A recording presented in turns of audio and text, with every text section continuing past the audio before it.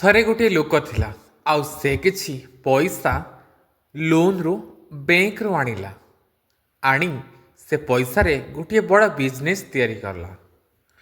ଆଉ ସେ ବିଜନେସ୍ଟି ଭଲ ନ ଚାଲିବାରୁ ସେ ବହୁତ ଦୁଃଖିତ ଥିଲା।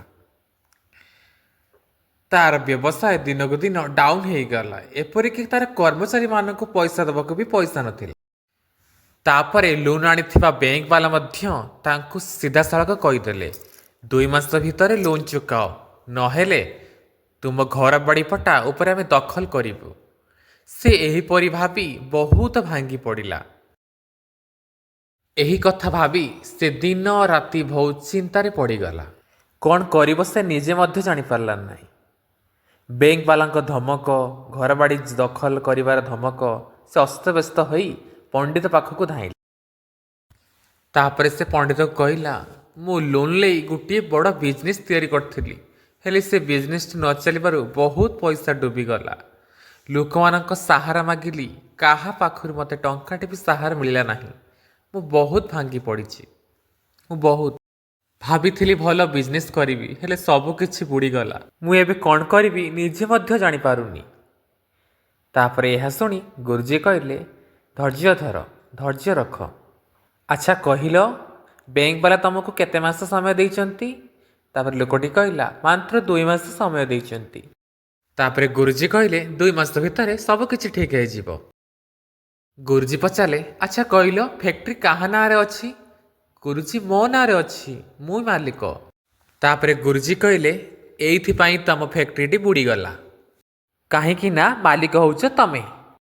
କାହିଁକି ନା ସବୁକିଛି ତମେ ଦାୟିତ୍ୱ ନେଉଛ। ଆଜିଠାରୁ ଗୋଟିଏ କାମ କର, ଫ୍ୟାକ୍ଟ୍ରିର ମାଲିକ ଭଗବାନଙ୍କୁ ବନେଇ ଦିଅ। ଆଜିଠାରୁ ମାଲିକ ହେବେ ଭଗବାନ ଏବଂ ମାଲିକ ଅଣ୍ଡରରେ ତମେ କାମ କରିବ, ତମେ ଚାକିରି କରିବ। ଡେଲି ଯାହା ହିସାବ କିତାବ ସବୁ ଭଗବାନଙ୍କୁ ଜଣାଅ। ଆଉ କହିବ, ପ୍ରଭୁ ଆଜି ଏତିକି ଇନକମ୍ ହେଲା, ଆଜି ଏତିକି ଲସ୍ ହେଲା, ସମ୍ପୂର୍ଣ୍ଣ ଖାତାଟିକୁ ତାଙ୍କ ଆଗରେ ସମର୍ପଣ କରିଦିଅ। ତମେ ଚାକିରି କର ଆଉ ଭଗବାନଙ୍କୁ ମାଲିକ ବନେଇ ଦିଅ। ତାପରେ ସେ ଗୁରୁଜୀଙ୍କ କଥା ଶୁଣି ଚାଲିଲା ନିଜ ଘରକୁ। ଆଉ ଘରେ ପହଞ୍ଚି ଭଗବାନଙ୍କ ଫଟୋଟିକୁ ନେଇ ସେ ଫ୍ୟାକ୍ଟ୍ରି ଆଡ଼କୁ ଚାଲିଲା। ଆଉ ଫ୍ୟାକ୍ଟ୍ରିରେ ସ୍ଥାପନ କରି ପୂଜା କଲା, ଭଗବାନଙ୍କୁ ମାଲିକ ବନେଇଲା। ଆଉ ଫ୍ୟାକ୍ଟ୍ରିକୁ ପୁଣି ଆରମ୍ଭ କଲା। ଆଉ ଯେତିକି କର୍ମଚାରୀମାନଙ୍କୁ 2 ମାସ ଭିତରେ କ'ଣ ହେଉଛି କି ନାହିଁ କହି କାମଟିକୁ ଆଗେଇ ନେଲା। କାମ ସରିବା ପରେ ଭଗବାନଙ୍କୁ ସବୁ କିଛି ତଥ୍ୟ ଦେଉଥିଲା। ଲୋକମାନଙ୍କ ଯିବା, ମାଲ ଆସିବା, ଆଉ କମ୍ପାନୀରେ କେତେ ପ୍ରଫିଟ୍, କେତେ ଲସ୍, ସବୁକିଛି ଭଗବାନଙ୍କ ପାଖରେ ହିସାବ କିତାବ ଦେଉଥିଲା। ଆଉ କହିଲା, ଆଜି ଏତିକି ଲାଭ ହୋଇଛି, ଆଉ ଆଜି ଏତିକି ଲସ୍ ବି ହେଇଛି, ଏତିକି ମେଟେରିଆଲ ଆସିଲା, ଏତିକି ଗଲା।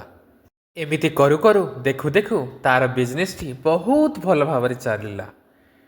ଅର୍ଡ଼ର ଆସିବା ଆରମ୍ଭ ହୋଇଗଲା, କମ୍ପାନୀରେ କାମ ବି ଭଲ ଚାଲିଲା, ହିସାବ କିତାବ, କମ୍ପାନୀ କାରଖାନା, ମେଟେରିଆଲ ଆସିବା ଯିବା ବହୁତ ଭଲ ଚାଲିଲା। ଏମିତିକି ତାର ବ୍ୟାଙ୍କର ଲୋନ୍ ମଧ୍ୟ ଧୀରେ ଧୀରେ ସେ ସୁଝେଇ ଦେଲା। ଆଉ ତାର ବିଜନେସ୍ଟି ବହୁତ ଭଲ ଭାବରେ ଚାଲିଲା। ଆଉ ଏହା ଦେଖି ସେ ଦୌଡ଼ି ଦୌଡ଼ି ଯାଇ ପଣ୍ଡିତ ପାଖରେ ପହଞ୍ଚିଗଲା। ଆଉ କହିଲା, ମୋର ବିଜନେସ୍ଟି ବହୁତ ଭଲ ଭାବରେ ଚାଲିଲା। ତାପରେ ଗୁରୁଜୀ କହିଲେ, ଜାଣିଛ କାହିଁକି ଏମିତି ଭଲ ଚାଲିଲା? ଲୋକଟି କହିଲା, କେମିତି ବାବା? ତାପରେ ବାବା କହିଲେ, ଯେ ପର୍ଯ୍ୟନ୍ତ ତୁମେ ମାଲିକ ଥିଲ ସେ ପର୍ଯ୍ୟନ୍ତ ଭଗବାନ କହୁଥିଲେ, ଠିକ୍ ଅଛି, ତୁ ମାଲିକ ଅଛୁ, ତୁ ହ୍ୟାଣ୍ଡେଲ କର।